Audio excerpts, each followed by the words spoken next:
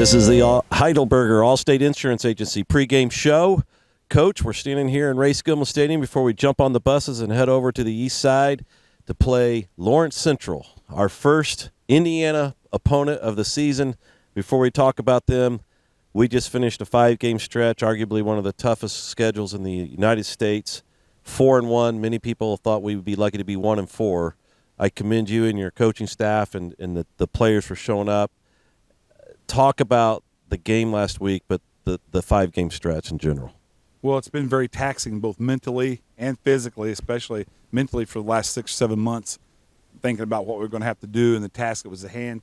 I appreciate the job of the coaches. They did such a great job, and the players not fearing anything. And still, the standard is the standard, and it's us. And Center Grove is about Center Grove. We don't worry about anybody but Center Grove. The only team that can beat Center Grove, like I tell them, we talk about every day, is Center Grove. And if you look at the games we lost, it's because we beat ourselves. So with that being said, I'm very proud of the stand. I talked to kids Monday, and I asked them, what did you think we'd be? And we had, like me, a couple of them thought probably 0-5 would be respectable, just be respectable in the games, let alone winning 4 of the games. So very proud of the program for what it did.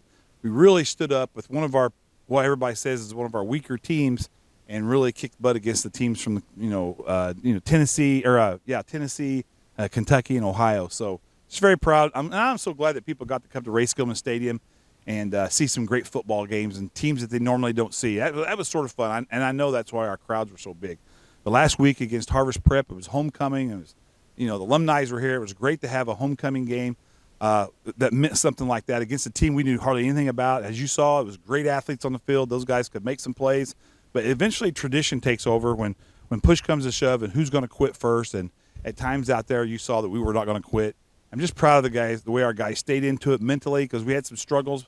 Their speed and athleticism was unbelievable, but we overcome that. And, again, Trojan pride prevails, and the Trojans win the 2023 homecoming game. When you think about Harvest Prep, they don't have a large enrollment, but those guys go there to play football. They were an impressive football team, and in the state of Indiana, they're probably maybe a 3A, 2A, 3A type class. They would do very, very well and probably win the state championship here. The other thing I think is important to note, you look at what Oakland's done since we played them, and they've gone on a winning streak and are averaging a 48-6 victory against all the other teams in Tennessee.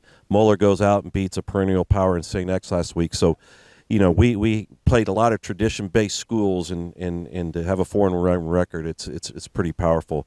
As we turn to Lawrence Central, again, our first in-state opponent. Lawrence Central is very, very talented. Last year, their quarterback and one in particular receiver gave us fits. Duff gave us a lot of fits, and I know they've been injured, but I think they're back for this game. And your thoughts on Lawrence Central, both on the offense and defensive side? Well, here we go. Now it's Trojans versus Indiana again. After we completed our one project for the year, now we have we end the season with the 4 Indiana teams that we're very used to playing, and that makes you feel a little bit better because you know what they can do. And these guys can run. They can score or tie you on each play. Their defense is very good. Their defense reacts so quickly and you can get them out of position, and then they have that oh-my speed where they make a mistake, but they can come back and knock a ball down. They tackle very well. Probably one of the best tackling teams that we play in the MIC. Again, they're tough kids up front. Everybody has speed. The linebackers break on balls. As far as their offense goes, yeah, they're Duff last year, I think I put my hand through him. He's like the Matrix man. I'm not sure what the situation with them is going to be. But, again, we can't worry about what's going on with them. We just worry about Center Grove. They create lots of problems for us by formation and just by man-to-man, mano-to-mano, being able to run at every position. So we're going to have to come out, keep the ball in front of us on defense, and tackle and get off the field on third downs. That's going to be the big thing.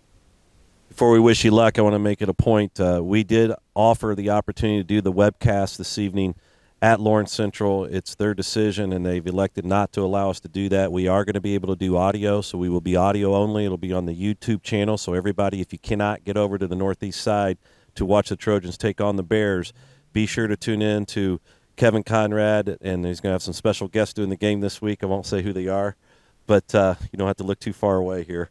That being said, tune in for the audio cast, and we'll put on a good show for everybody. And then, Coach, get out there. Let's get them in our all-whites and have a great opportunity to take another leap in having a successful season. Good luck. Yeah, I appreciate everybody. Turn into it and listen to the game if you can't get there. again, it's time to bounce back and get on the Indiana schedule now. And again, we're all just trying to get better for the tournament. That's all that matters to us now. But it's time to get on the road in our all whites and go have a great night. Go Trojans, beat Lawrence Central.